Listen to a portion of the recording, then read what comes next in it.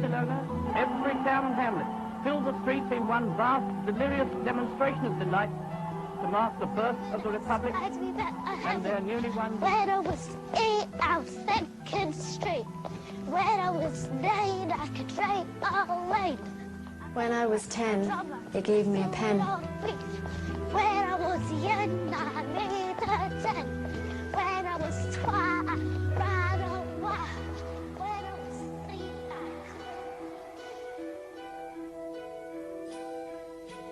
This is the story of an extraordinary woman caught up in extraordinary times in a distant part of Europe where revolution was moving fast.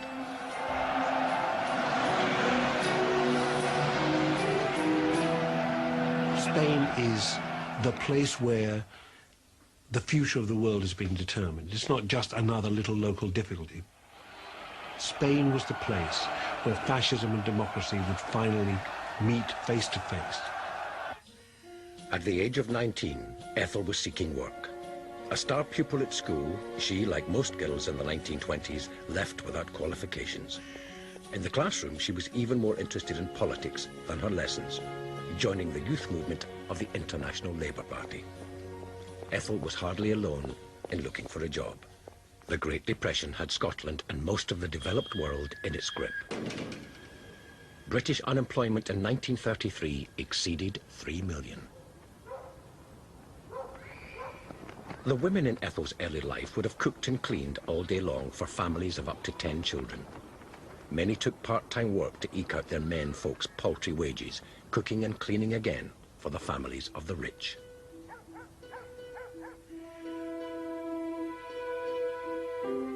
Penniless and unemployed, Ethel was determined to escape that fate, even walking 70 miles in the hope of a job. Early in 1933, the Labour Exchange sent me after a job as a waitress at Dumfries. When I arrived, I found the whole thing was a fake, and I had to hitchhike back to Glasgow. Hi, you going to Glasgow?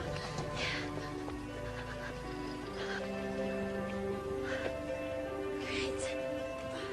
Thank you. This wasn't the first time Ethel had been enraged by management and bureaucracy. In every job she had found, she quickly challenged conditions and payment. Back in Glasgow, she went immediately to an advice centre run by well-known political campaigner Guy Aldred.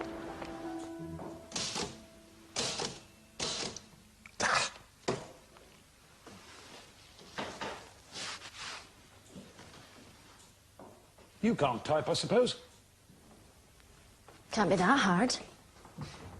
Guy Aldred was a very influential figure, I think. He was the editor of the anarchist newspaper Freedom. He was somebody who, as a young man, had spent a little time with a whole range of different organisations until he settled and became involved with the anarchist movement. Ethel and Guy Aldred clicked. He was dubbed by his supporters the guy they all dread for his fearless attacks on the state and employers. Perhaps we should start with my case. Ethel discovered anarchism and her political home for the next 30 years.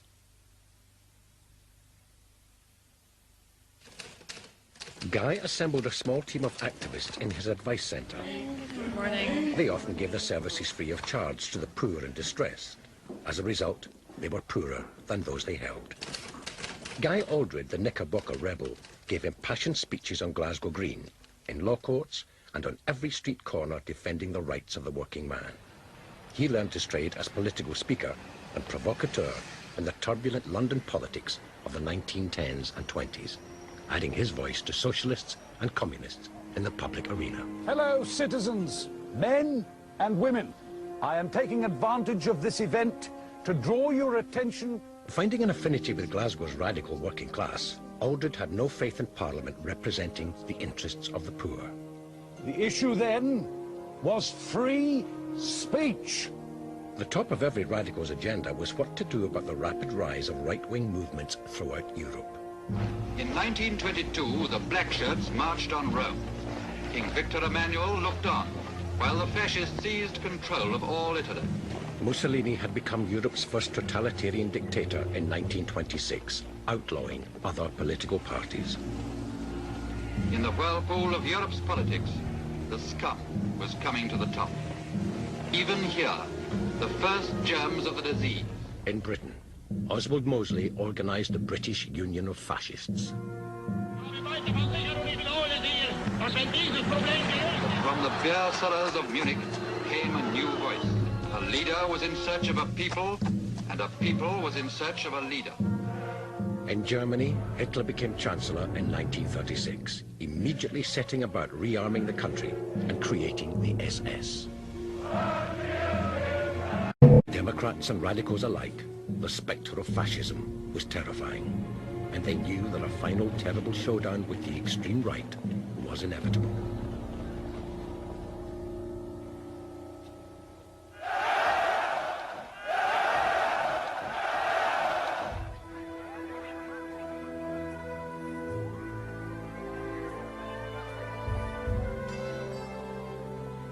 Catholic Spain, dominated for years by dictatorships and backward-looking monarchs, was about to be thrown violently into the modern age. It seems almost incredible that those folks that cried, "Viva el Rey," should soon be yelling, "Down with the monarchy, death to the king, death to the queen, viva la republic." In 1931, the old monarchy had been overthrown and the new republic declared. Madrid, Barcelona, every town and hamlet filled the streets in one vast, delirious demonstration of delight to mark the birth of the Republic and their newly won liberties. But change was not quick enough or widespread enough for everyone. At the beginning of the 1930s, in Barcelona and everywhere else, women were paid half the meagre wages of men, less than 2 pesetas a day, often for precisely the same work. Arranged marriages were common, and unmarried women in a country heavily dominated by the church had to be accompanied by chaperones. But under the surface of everyday life, a new movement was taking shape in revolutionary bars and street corners. Soon events would change Spain more radically than anyone had anticipated. It wasn't Barcelona though, but Oviedo, the capital of the mining province of Asturias, where the next crucial event was about to take place, as miners fought with government forces for control of the town. News from Oviedo spread like wildfire. Radical thinkers like Ethel MacDonald, now 27 years old with 8 years of anarchist activism behind her, quickly picked up on the importance of what was happening in Spain. In northern Spain, the miners had been united by the Workers' Alliance for over a year. With socialists, anarchists and communists participating, they determined resolutely to end the system of exploitation and arm themselves. In October 1934, a general strike was called. They came in thousands, attacked and overwhelmed Spanish government forces. The workers' flag flew over Oviedo and the town became a workers' commune. The right wing, Spain's royalist traditional Catholics and conservatives, realized too where the Asturian rebellion might lead and didn't hesitate to brutally put it down. The miners' strike was crushed, but the flame of revolution had been lit.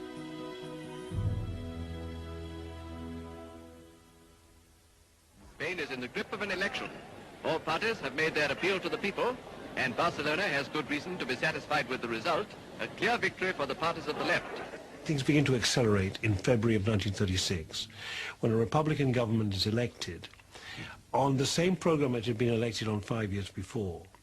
But 5 years before, it had failed to fulfill most of its promises to bring about social change. It had promised land reform, and that had got diverted and not been fully implemented. It had promised trade union rights, and those rights had been driven back in the previous couple of years. It had promised secular education and limits on the power of the church.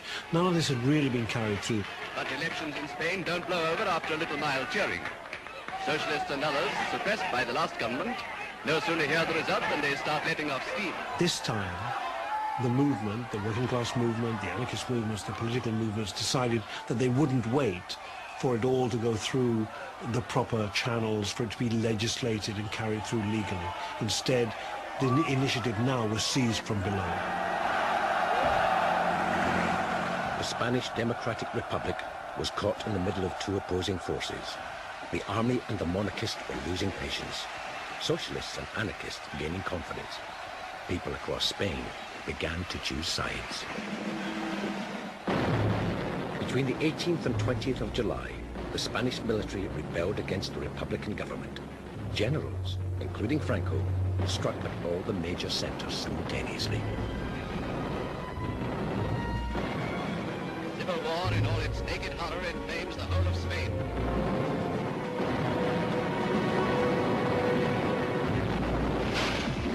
Seville and Granada fell. Cities like Oviedo fought back or were defeated. But in Barcelona and Madrid and elsewhere, the rebel generals were repelled. Hitler and Mussolini supported the rebels with military aid. Britain and France adopted a policy of non-intervention, banning the sale of arms to the Spanish government. So the Republic turned to Stalin's Russia for military assistance. Madrid enthusiastically hails the arrival of a diplomatic representative from Russia. Mr. Rosenberg is the first ambassador the Soviet government has sent to Spain. There are strong bonds of sympathy between Russia and the Spanish government. Communists believed in ridding the people of oppressive government, but only after the defeat of capitalism. Before then, there must be a disciplined dictatorship of the people, anathema to anarchists. And for communists, defense of the Russian Revolution was paramount. The communist salute is used by everybody in Barcelona. And the government, though not communist itself, issues rifles to all who will defend it. Spain was now divided. About half the country in the right-wing army's control, the rest loyal to the Republic. The people of Barcelona took to the streets and built barricades, knowing full well they'd need to defend their city again. Days lengthen to weeks, and still the burning, fighting, killing go on in the desperate battle for power.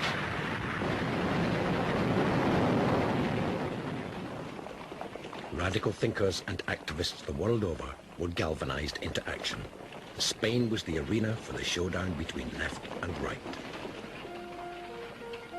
Help save Spain? For Ethel, that meant doing what she could locally. Join the workers in Spain. Writing, editing and distributing news sheets and calls to action. Help save Spain. Workers Unite, sir. Join the workers in Spain. When the Civil War began, there was clearly a determined effort to very rapidly make it an international issue. People went all over Scotland, all over Britain, all over Europe, doing street meetings and so on, to tell people about what was going on in Spain. In almost every major city, there were stalls and tables in shopping centres, collecting money, getting people to sign petitions, and in some cases recruiting people for the international brigades. And there were about 35 to 40,000 people who went from around the world, often under very difficult conditions, to fight in the international brigades. My father, James, joined the Communist Party in 1932, and he was watching what was happening in Spain with the miners in Asturias in 1933 and the various other events leading up to 1936. He was in the Territorial Army, so he had a rifle. And I think he came in one day, put his rifle down in a corner, never took his rifle with him, which he might have wished he had done, because it probably worked better than anything he ever had when he was in Spain. But he just said, I'm going. He just decided that he was going to go to Spain, that he had a duty to join international brigades and to go and fight for the Republic, against Franco, against the fascists. Spain's atrocity-spangled civil war burns and butchers into its 9th week. Already it's estimated that 25,000 have been killed, but less than half of those have died on a battlefield. Night after night, all over Spain, men are torn from their weeping families, lined up and shot.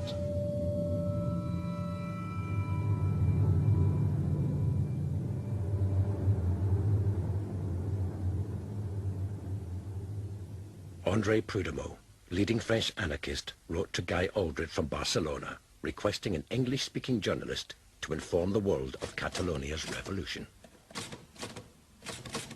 Well, we don't even have the funds for the bus journey out of town. Well, what an opportunity. With her writing and propaganda skills, Ethel was an obvious choice. Glasgow anarchists managed to raise funds to send her and her comrade, Jenny Patrick, to London, where sympathisers raised money to get them to Paris. The initiative for the International Brigades was largely Communist Party. The Communist Party internationally mobilised the International Brigades at a series of meetings around the world. From Paris, sympathisers' generosity got us to Perpignan. From there, We walked, hitchhiked and nearly starved our way to Barcelona. The anarchists also had their own network, and in fact they often, if you like, went by different underground railways and arrived by different routes. Come on. It was difficult because, for example, Britain and France were involved in non-intervention, and therefore it was actually, strictly speaking, illegal to go to Spain. There are people going to Spain who are virtually penniless. I mean, virtually penniless, and they're not giving up jobs to go to Spain, but they don't have degrees, and they're not journalists, and they're not tourists, and they're not travellers. My father talks about the journey, about leaving from George Square in double-decker buses, and going down, and on the journey they seem to have been well treated and things worked out okay until they got there. They did 6 weeks training and then thrown straight into battle. Literally the back of the truck opened, they went out, and that was them in the battle. And it was just absolute chaos and really quite disorganised, but I think it was a different kind of fighting. I mean, the Spanish Civil War, you have to think that there was something like Guernica, which was like Fallujah, the flattening of a place, and that kind of bombing. That was something that was part of a very modern warfare on the one hand. On the other hand, you'd, I think, the last cavalry charge in modern military history.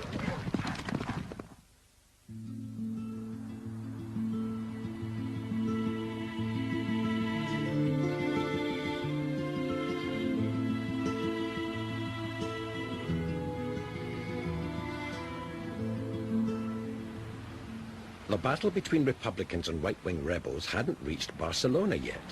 In that city, a whole new way of living was being explored, especially in Barcelona's old town, the epicenter of the anarchist movement.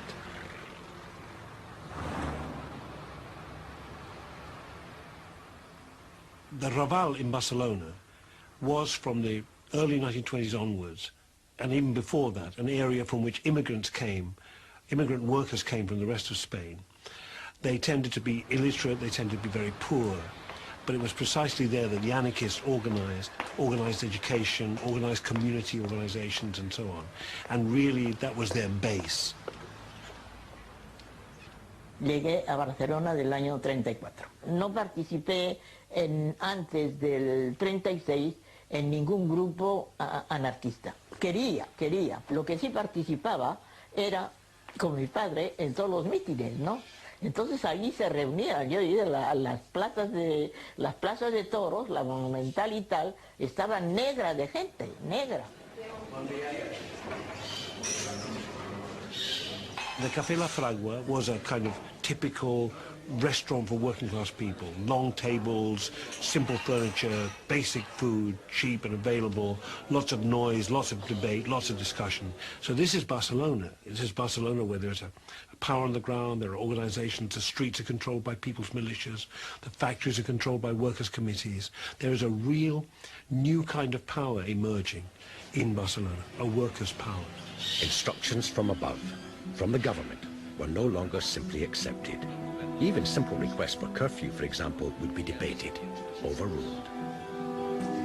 Ja ho sabem, camarada, però no esperem ordres de dalt. Sabem el que passa. Els carrers estan organitzats i la gent sap el que ha de fer. The people felt they had the power. The fundamental anarchist principle is you should always challenge authority.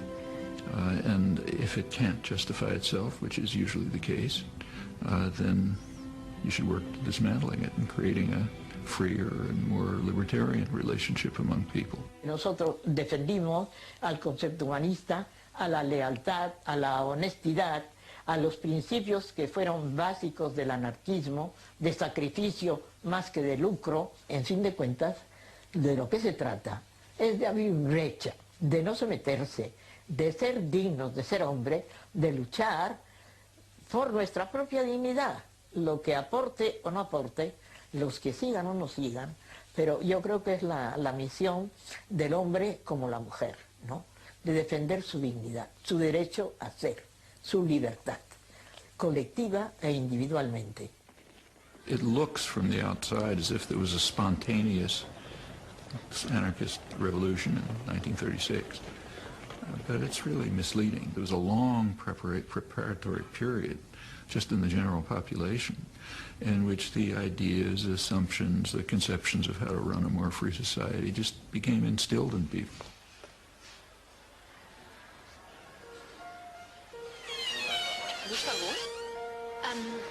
I was told to report here. Qui és vostè? Andre Prudhomme sent me. Ethel had arrived in the most exciting place on earth at the time.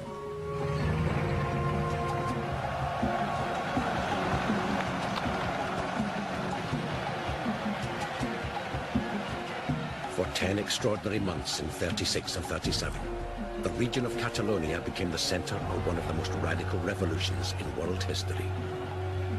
Some 3 million men, women and children were involved. In the countryside, surrounding Barcelona, peasants formed communes on land confiscated from the old ruling elite. Workers took over the factories. Police were replaced with civilian self-defense forces. In Catalonia, 3/4 of the economy was under anarchist control.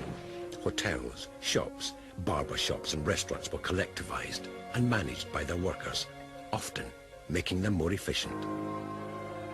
En la calle Viladomati, Gran Vía, de un antiguo convento, y ahí se hizo, primero dice Universidad Popular, y luego quedó en el Instituto Libre.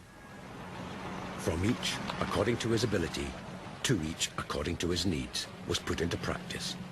In some communes, money was entirely eliminated and replaced with vouchers and bartering schemes. A partir del moment que la revolució s'extén per Catalunya, en algunes de les zones catalanes, al centre o a la zona costera, hi ha algunes col·lectivitzacions en mans d'anarquistes que sí que deixaran d'utilitzar la moneda corrent i que faran un altre tipus de moneda o fins i tot utilitzaran el sistema de l'intercanvi. Però bàsicament aquest tipus de substitució de moneda per l'intercanvi és més un mite que una realitat que s'estén per tota la Catalunya revolucionària de l'any 36. Per tant, la moneda continua utilitzant-se i sí que és veritat que a vegades entre unes col·lectivitzacions i unes altres s'intercanvien els productes. A una li sobrava, per exemple, blat i a l'altra, en canvi, tenia un excedent de vi. Every facet of life was being experimented with. It was an extremely successful, maybe the most successful case of people actually taking their lives into their own hands, running it successfully, very poor people. I mean, I remember as a child, back in the around 1940, when I was just learning about these things, reading the documents of the collectives, and some of them are very moving. There's one in particular, a village called Membria, which describes itself as, these are just documents put together by peasants and workers in different places. They describe it as the poorest village in Spain, but the most just. Barcelona's a marvellous place in its architecture. The buildings are really wonderful, each one gleaming brightly and not a trace of soot or grime. In the main square, the Plaza de la República, the white walls of the Generalitat, the government offices, glisten in brilliant sunshine. Birds are singing in the trees and the sky is the most beautiful blue I've ever seen. Civilian soldiers dressed in their inevitable dungarees and little red and black Glengarry bonnets and smoking endless cigarettes strolled casually in Las Ramblas or chatted to the girl soldiers in the Plaza Catalunya. Y yo recuerdo que las chicas de donde yo trabajaba tuvieron la ocurrencia de comprarse, porque nadie los llevaba, de comprarse unos sombreros y venir a trabajar con sombrero, porque entonces solamente los llamaban las burguesas, ¿no? Las chicas bien. Y entonces tuvieron la ocurrencia porque nadie compraba sombreros, ¿no? Entonces, sí, aquello fue un gran cambio. This new confidence, this thirst for change, came as a reaction to years of repression. Yo recuerdo que había una muchacha muy bien arregladita, muy todo eso, y a mí me extrañó enormemente porque esta chica no sabía leer, no había ido a la escuela. Entonces yo me extrañaba, ¿no?, que una chica de mi edad y todo eso, de que no tuviera ni siquiera esos conocimientos elementales. Women's lives changed radically. The Republican government had improved things in allowing divorce in exceptional circumstances, but anarchist women wanted more.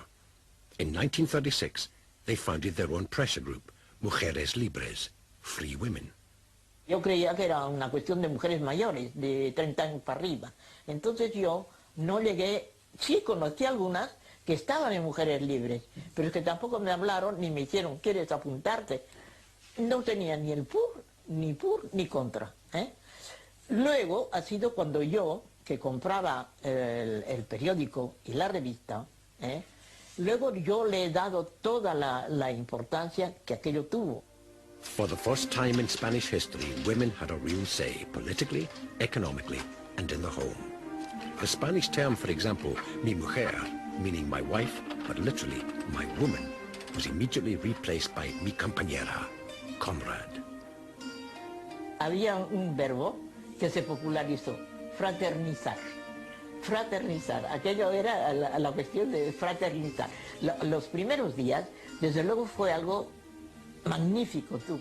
Mujeres Libres numbered 30,000 women at its height. They set up a women's college in Barcelona, which by 1938 was taking in 600 to 800 female students per day. Y lo que querían, sobre todo, es cultivarlas y prepararlas para que tuvieran un rol en la sociedad. Porque decir, tú eres una mujer, eres ante todo una individualidad, ¿comprendes? Entonces, tienes derecho a escoger la vida. No estás condenada a estar en el hogar, ni estás condenada a ser madre, ni estás sobre todo el derecho de ser tú misma, lo que tú quieras ser, ¿no? They opened maternity hospitals and schools and organized military training. There were, particularly among the anarchists, very fine, very combative women militias, and Ethel went into that world where she would have met people like her, young working class women who were involved in a fight for workers' power and a fight against fascism. I had difficulty deciding which soldiers were young men and which were girls. They were dressed exactly alike, but as we drew nearer, we saw that all the girls had beautifully permed hair and were strikingly made up. Through the streets, naked murder is stalking, the ever-present spectre in a country divided against itself. In the rising of fascists against the government, brother raises his rifle against brother. Seville, Saragossa, San Sebastian, from all these places known so well to holidaymakers in times of peace, pictures unfold the cataclysm that has taken toll already of 20,000 lives. In Spain, as in the wider world, stories of violence attributed to anarchists made the headlines more often than their revolutionary experiments. For many anarchists, non-violence is central to their cause. However, there can be no doubt that in the prelude to and during the Civil War, hundreds of churches throughout Spain were attacked and burned. As many as 700 priests in Catalonia were killed. Some of these atrocities must be blamed on anarchists, but there are many groups involved with the rebellion against conservative Spain. Trotskyites, communists, and the right wing themselves, seeking to vilify anarchists and the Republic generally. At the early stages of the Spanish anarchist revolution, there were acts of violence, like killing of priests, for example, burning down of churches and so on, which were unconscionable, but were a reaction of very oppressed people to highly oppressive institutions which had been crushing them for centuries. And when people liberate themselves, unpleasant things happen. Anarchism is not a doctrine. Nobody laid down the dogma. I think it should best be looked at as a kind of a tendency in human thought and human action and human affairs, a tendency which is certainly based on principles. Fundamental principle is that authority is not self-legitimating. Our cameraman is on the spot, securing the first sound film interview in the trenches. We are here 3 miles from the capital of Spain. The town is under our eyes. The Spanish Civil War was the first truly media war of the modern age. Radio, film, and poster art were all brought into play. The walls of the city, said one observer, became an anti-fascist art gallery.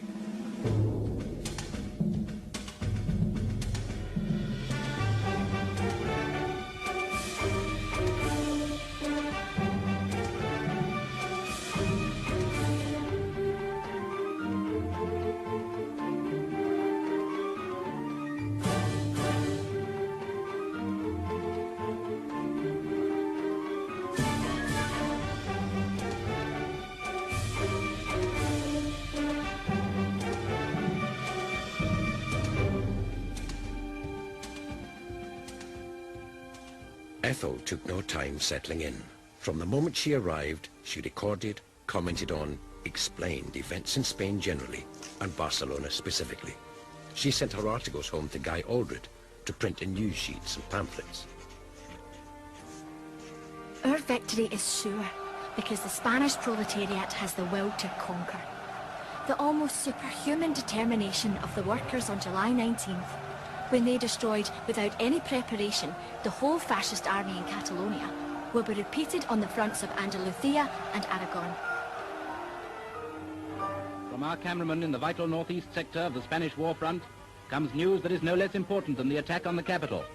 For with the world's spotlights on the fight round Madrid, we're apt to forget that Catalonia and its capital Barcelona are by no means conquered.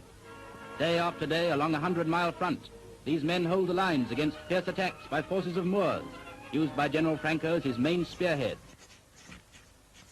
Ethel knew this war wasn't simply a war between left and right, between the democratically elected republic and the military. There were divisions opening on the left itself. She was an anarchist through and through. The coalition between Democrats, communists and anarchists was of less interest to her than the defense of the revolution. She was at pains to distinguish right from the beginning the difference between anarchist and communist positions. The Spanish worker wants the assistance of the world proletariat to end once and for all class differences and exploitation. According to the communist Santiago Carrillo, we are fighting for a democratic republic, for a democratic and parliamentary republic. It should be clearly understood that we, the anarchists, are not fighting for the democratic republic. We are fighting for the triumph of the proletarian revolution. The revolution and the war are inseparable. Without your British government's consent, these troops could never have been brought across the Mediterranean. Without your apathy, the Moorish troops would never have entered Spain. The anarchists were organized around the CNT, the National Workers' Confederation, the largest trade union in Catalonia. From within the CNT, the Iberian Anarchist Federation, the FI, operated the political and campaigning arm of the movement. At this early stage, anarchists and communists were still working together, but the ideological and political differences were profound. At the start of the war, the Communist Party was very small. Probably had 3,000 members or so, compared with the hundreds of thousands who were in one way or another led by or influenced by the anarchists. They were small, but because they, if you like, because of the international connection, because of their connection with Russia, they had, if you like, an authority or a possible weight greater than their numbers. And therefore they went to the Republican government and offered their support, and in doing so, really they were kind of deploying the promise of Russian support too. Ethel wrote about everything. The progress of the front line, almost within hearing distance. The tensions between the factions. The work done in collectivized villages and factories. Living and working in a city on edge, waiting for a attack at any moment, was a rich source of material.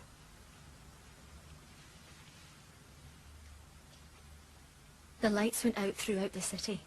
From the tops of the buildings, huge beams played across the sky, searching, searching. All the subways have display notices advising the people to take shelter. Hurrying to and fro were the militia, armed. It was marvellous. It reveals wonderful determination.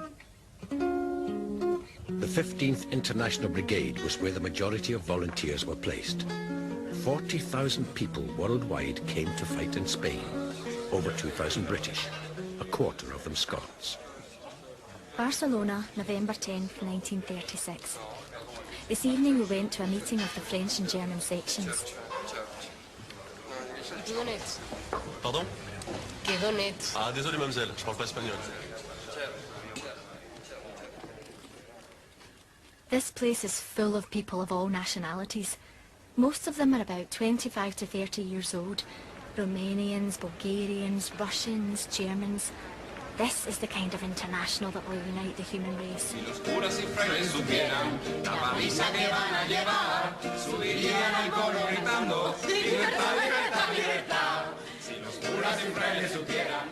I hope I can pick up Spanish so that I can get a thorough knowledge of the international movement.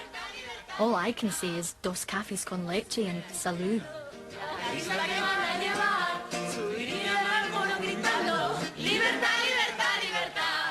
Everyone says that Spanish is simple. But to me, the pronunciation is like committing suicide. I almost trip over each word.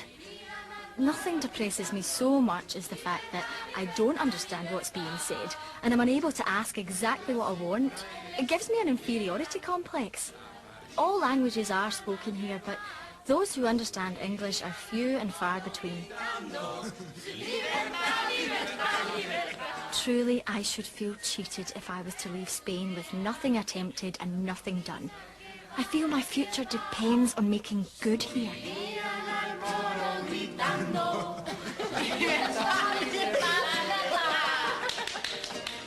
I shall do great things when I'm back in Britain, but I want to achieve something here first.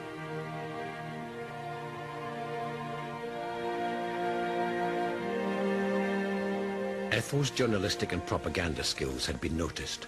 She was recognized as the right voice for Barcelona's anarchist radio station.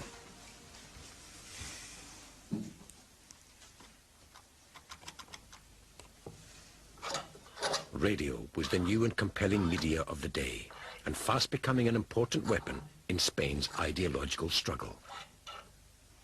As soon as Franco's rebels attacked, they began broadcasting propaganda, war news, claims of victory and other military information for public consumption.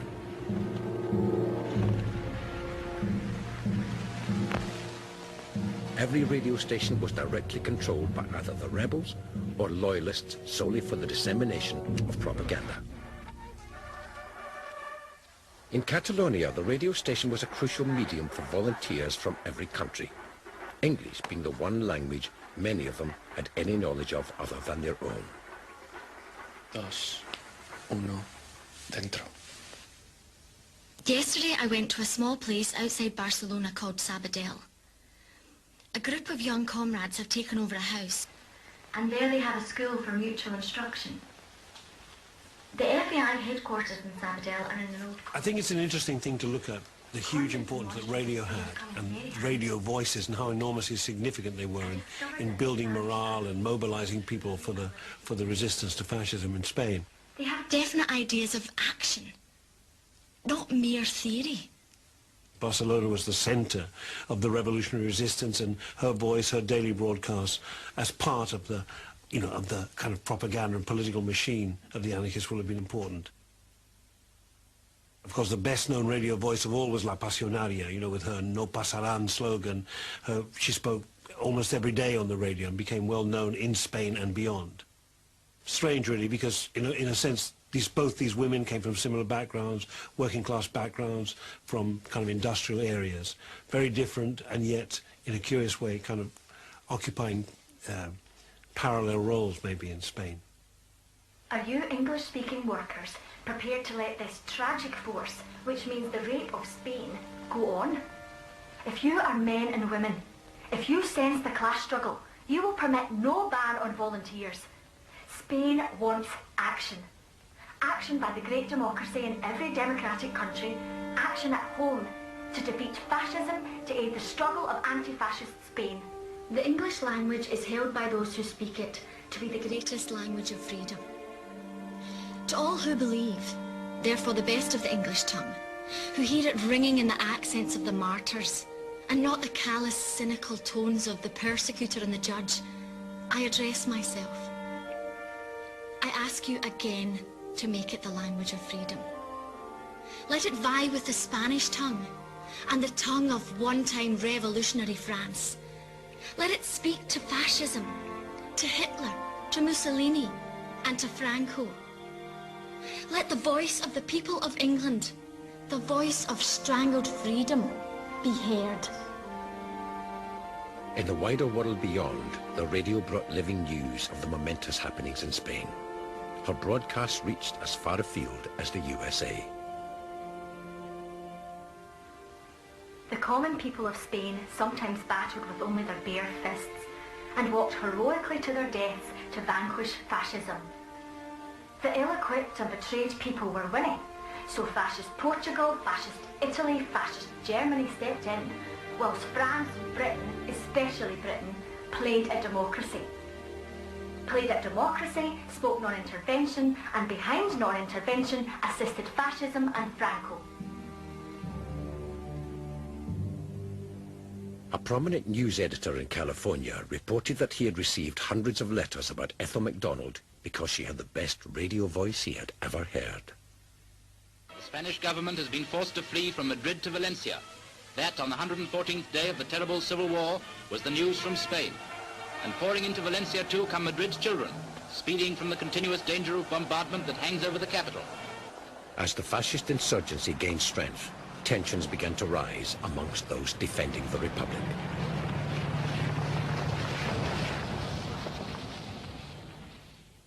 On November the 14th, Buenaventura Durruti, a leading anarchist, returned from the Aragonese front, where he commanded a force of 5,000, the legendary Durruti column.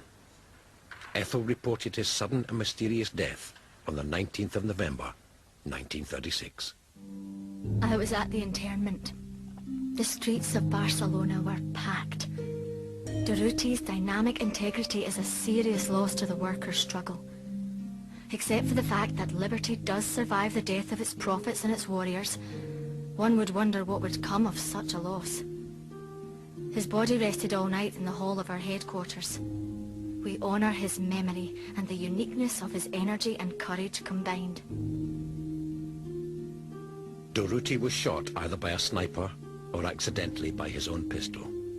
But in the heightened atmosphere of Barcelona at the time, his death provoked further division and rumour, even amongst anarchists themselves. Sobre la mort de Durruti hi ha encara una sèrie d'hipòtesis obertes. En concret n'hi ha tres. Una és que el van matar els propis anarquistes, sobretot els anarquistes més radicals, contraris a que la CNT formessin part dels governs.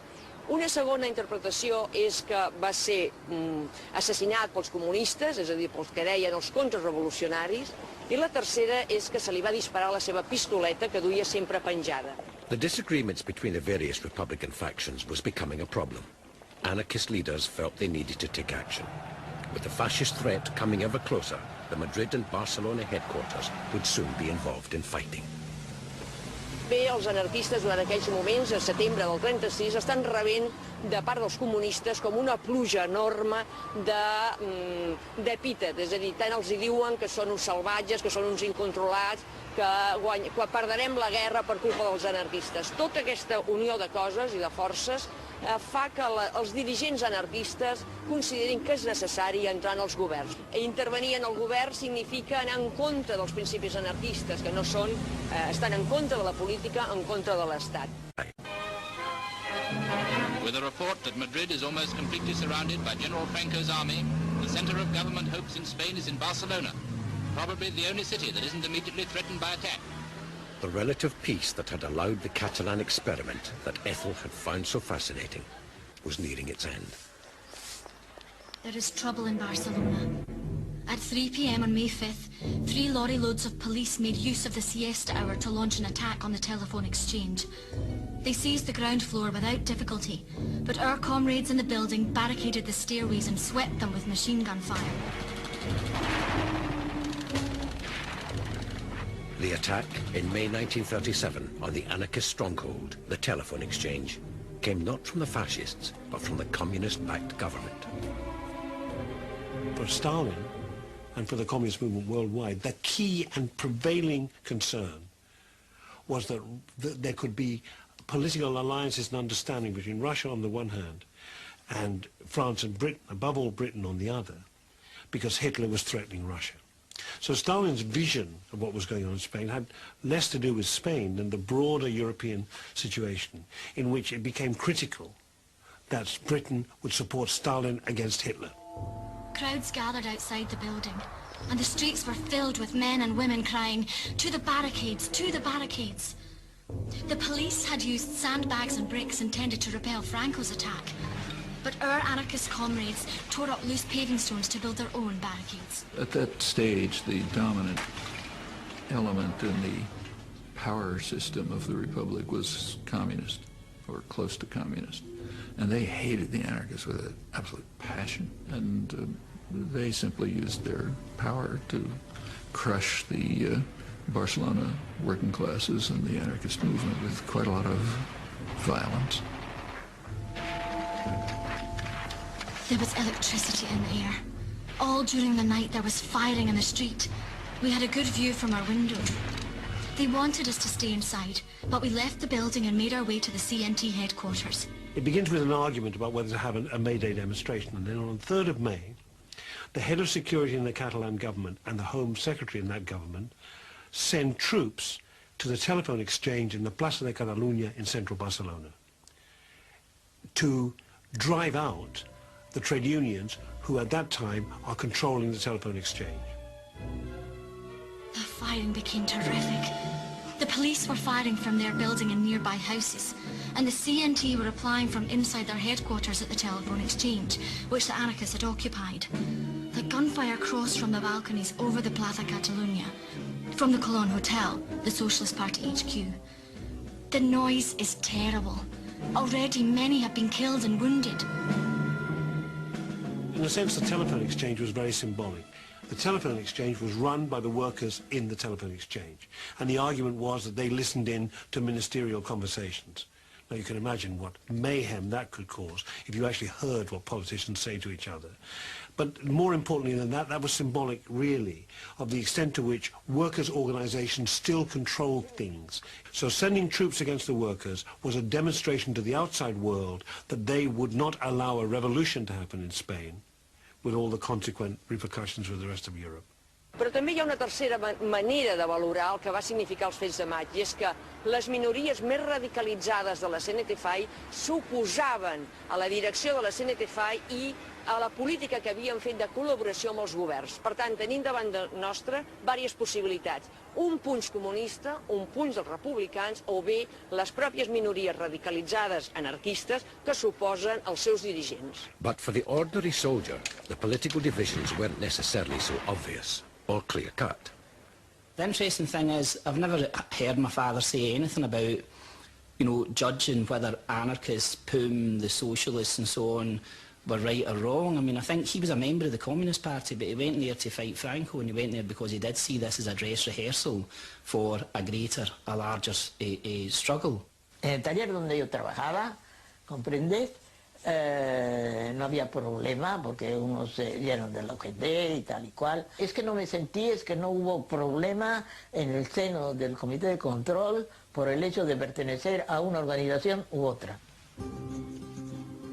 In the midst of the street fighting, Ethel managed on May the 8th to get out one last dispatch from Barcelona. She sent it to Aldred, who published it in the Barcelona Bulletin on the 15th of May. We were preparing for attack. Men barricaded windows. Women dragged out cases of ammunition. Machine guns were mounted. We knew what was coming. I set out at 7. At that hour, Spanish women go to the market. Both sides, knowing this, look out for them and cease fire to allow them to move about. We mingled with these women, some of whom carried little white flags in their hands. We would slink along a street, hugging a wall. Sometimes firing went on above our heads, aimed at the windows, showers of plaster falling about our ears. This way, we eventually reached the Via Durutti. We chatted with a comrade while we waited for a lull in the fighting. 5 minutes later, we saw him fall. This was our life for the next 3 days. We busied ourselves filling cartridges for the soldiers and preparing food for them. At mealtimes we felt that all the food was needed for them, and we had our meals in a little restaurant a few streets away that had remained open for us. At the barricades we watched the soldiers and police drag easy chairs out of nearby buildings and sit smoking till it was time to start firing again. They seemed to take things as coolly as that. We saw 12 comrades dragged from their car and shot. When the ambulance people tried to get to them, they were ordered back and told if they went to these men they would be fired upon. Our comrades did not want to kill people, and they withheld their fire as much as possible, contenting themselves with defence. Dead and wounded lay between the barricades, wrecked cars in every other street. Hardly a pane of glass was left in a window. All the street lamps were shattered. Walls were wrecked by bombs. As soon as the fighting stopped, wives and mothers hurried through the streets searching for their loved ones. The streets were filled with fear-stricken and frenzied women. A partir del 6 de maig el que sí que queda clar és que la CNT-FAI ja no formarà part, fins al final de la guerra, en els governs ni de la Generalitat ni a Madrid. Però també significarà per als militants més radicals de la CNT-FAI un període molt negre. És el període d'empresonament, és el període d'assassinats, és el període de reclusió de 3.700 anarquistes en les presons i en els camps de treball que s'instal·len a Catalunya durant aquest període. Per tant, entrem en una etapa molt dura pels propis anarquistes.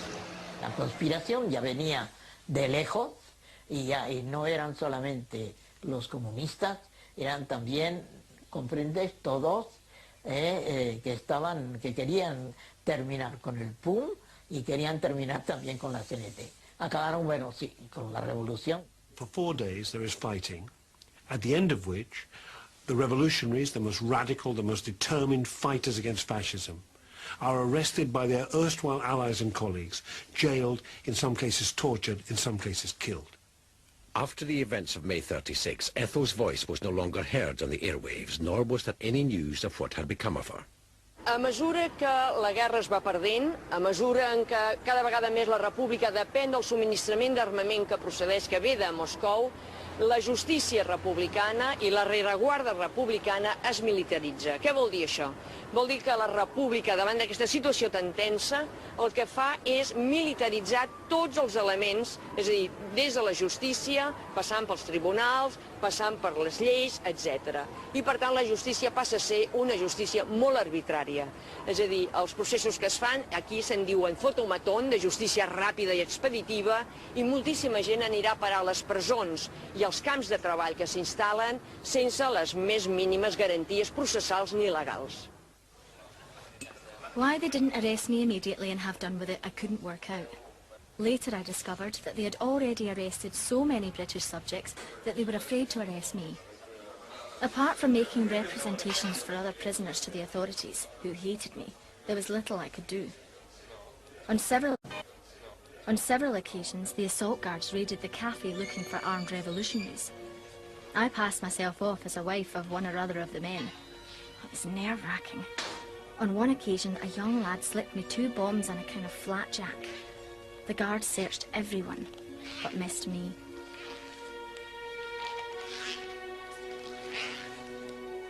While Ethel hid out in Catalonia trying to find a way to get home, she was becoming famous in her native land. The mystery of what had happened to the Scots girl anarchist was picked up by the press, and as a result, anxiety grew in Britain and abroad. There were rumours that she was in jail, that she was being tortured, that she was dead.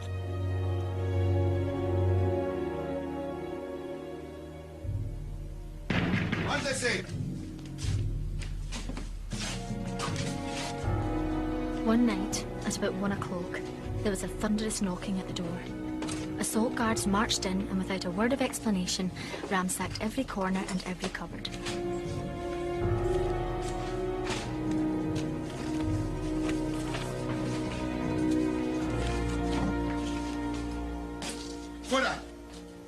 Eventually, they took me to the police station and left me there all night. The next morning, I was moved to the Hotel Falcon, which had become a prison for anarchist soldiers. They took me in a motor lorry that, for all the world, was like the tumbril of the French Revolution. They wanted me to sign some document, but I refused. My fingerprints were taken, and no charges were preferred against me.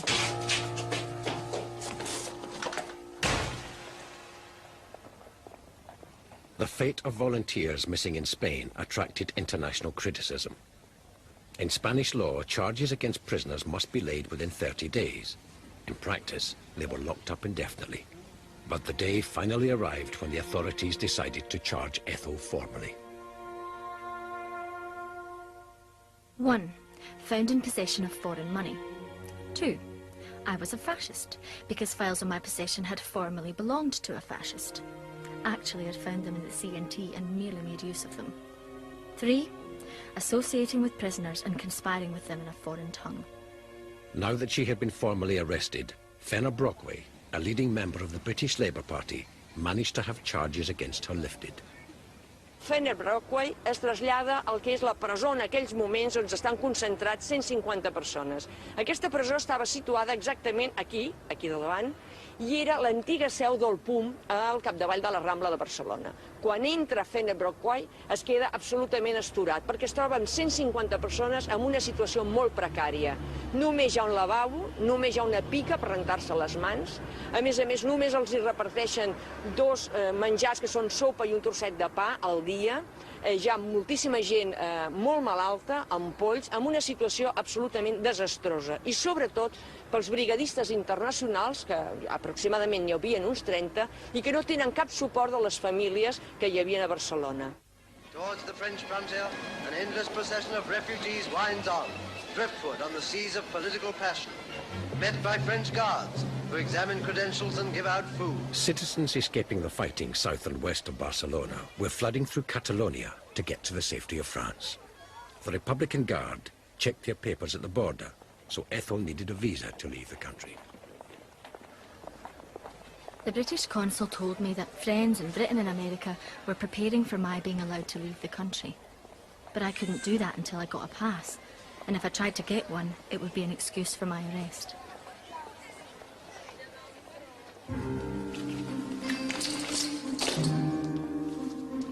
Ethel didn't leave the country immediately after her release.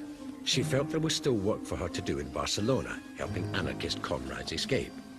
The Republican reporter now found herself working against the Republic's oppression. Under the noses of the communist-controlled police, I helped anarchist comrades in and out of prison. Some soldiers managed to escape altogether, disguising themselves in clothes borrowed from civilians. We approached the crew of foreign ships to beg secret passage for wanted men and women in danger. When these activities became known, the British press dubbed Ethel the Scot Scarlet Pimpernel. She managed to get a letter back to Aldred and Jenny, her anarchist travelling companion who had got out of Spain before the crackdown. Dear Guy, I know you've been expecting to hear from me sooner than now. I'm still here, but unable. I'm in hiding. I can't get a visa. If I apply, I'll be arrested. If I don't, I'll be arrested. I can only leave the country with the help of comrades, but most of the people I knew here left for their own countries, and sometimes it's pretty lonely.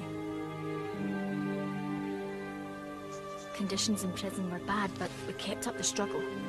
We managed to persuade everyone in every prison to strike at a certain hour on a certain day. I used to collect packets of letters from the other prisoners and smuggle them out with my own, in the cans which were brought to us in prison.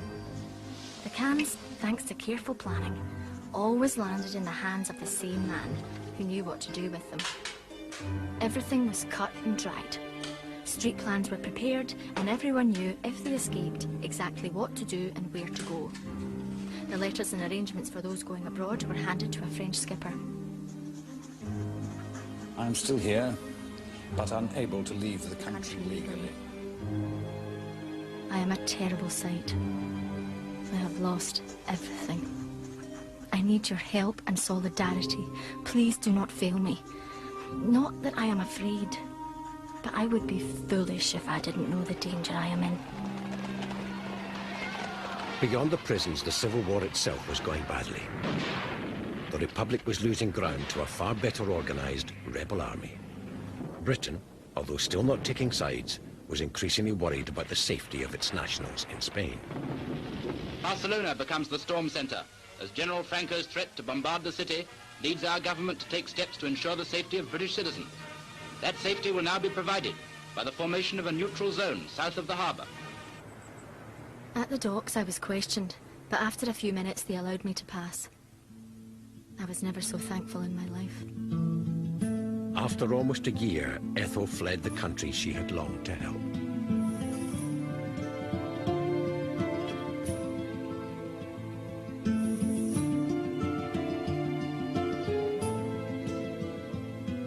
Truly, I should feel cheated if I was to leave Spain with nothing attempted and nothing done. I feel my future depends on making good here.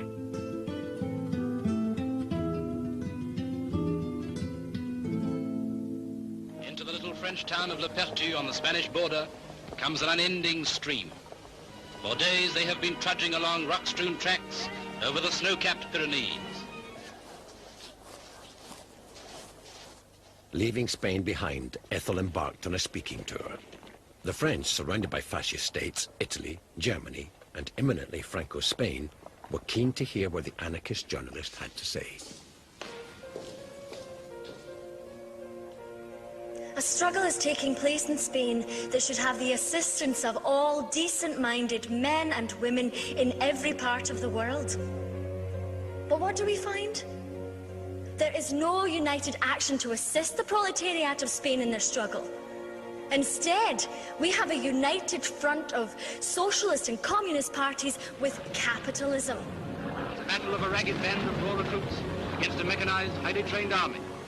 Town after town falls to Franco with little resistance.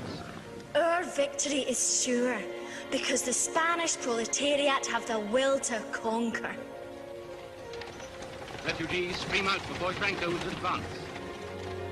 From out of the fields of Andalusia and Asturias, fertilized by the blood of the heroic proletariat, will rise a new Spain of the proletariat. German planes, Italian planes bombed the city, and still Madrid held out. This was the Spanish Revolution, challenged into existence by insolent fascism. Madrid in a state of siege shows the effect of constant bombing by insurgent planes that fly over the Spanish capital by day and night. The workers of Spain rising to destroy Hitler, Mussolini and Franco. In an official statement by the mayor of Barcelona, he has announced that the city has been raided from the air 23 times. The Spanish workers are holding the pass. They cannot hold it forever. Will you not rally to their assistance? Madrid calls. Barcelona calls. Your past calls. Workers of Britain, act.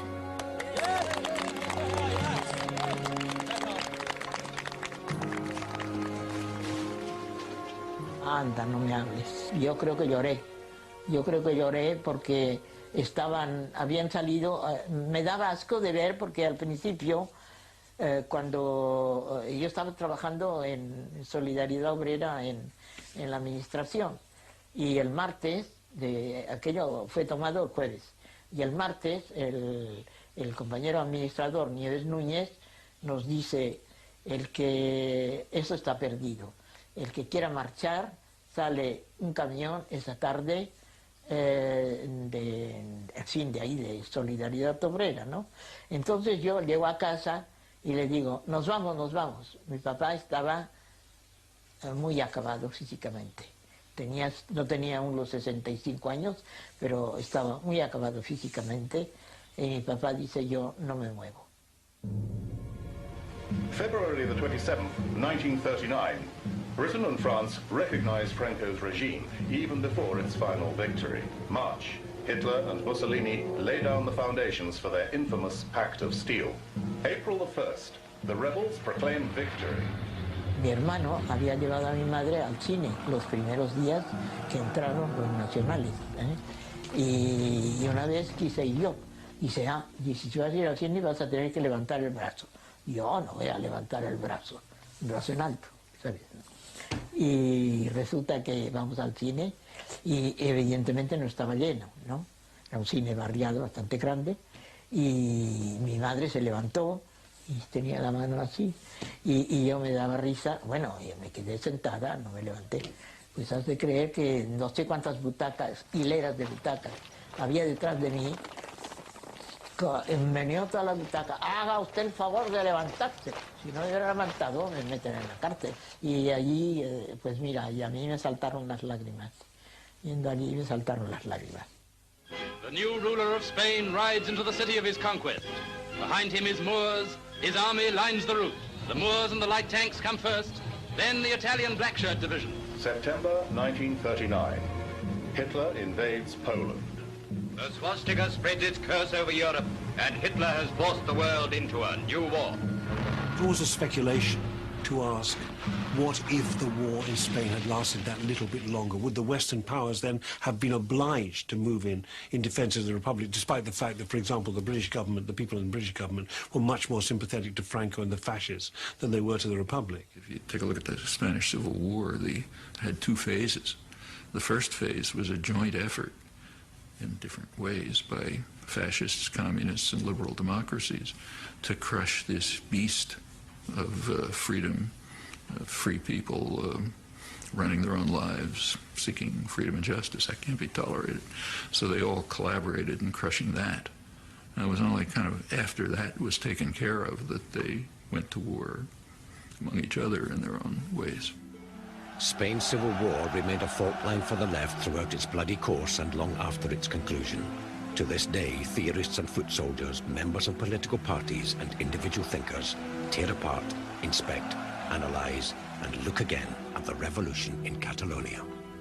Now, it's quite right, absolutely right, that anarchists who feel they were betrayed by certain elements of the Communist Party or communist leadership in Spain, that they should feel angry. But at the same time, I think there's such a strong strand of anti-communism running through the 20th century, such a profound and deep strand, that I think there's still the risk of witch hunts.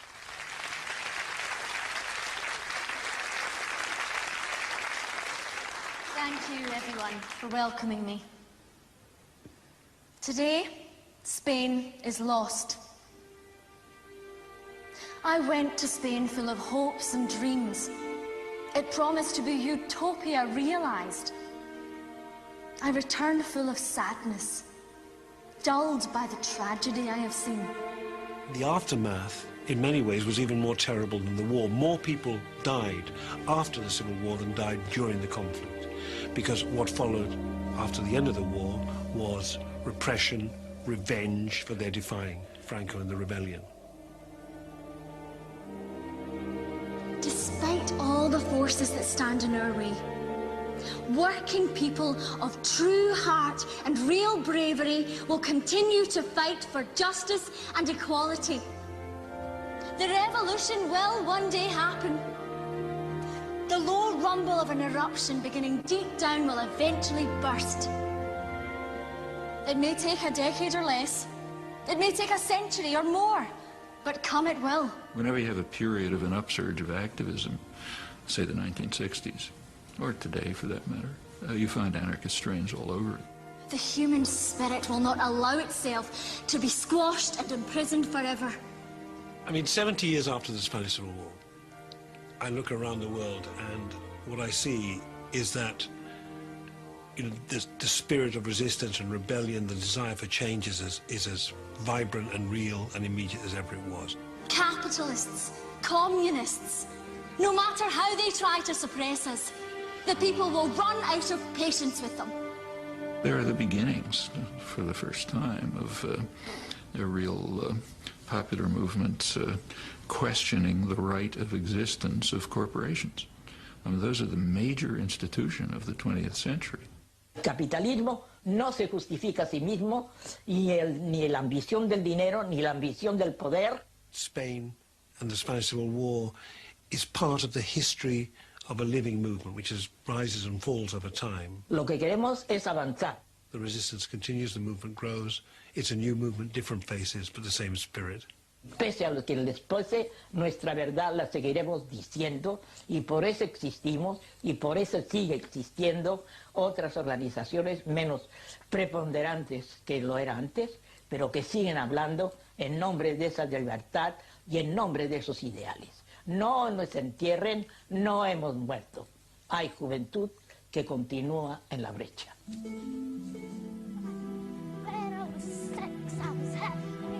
English-speaking workers, why are you sleeping while your Spanish brothers and sisters are being murdered? Where are your traditions? Speak, act,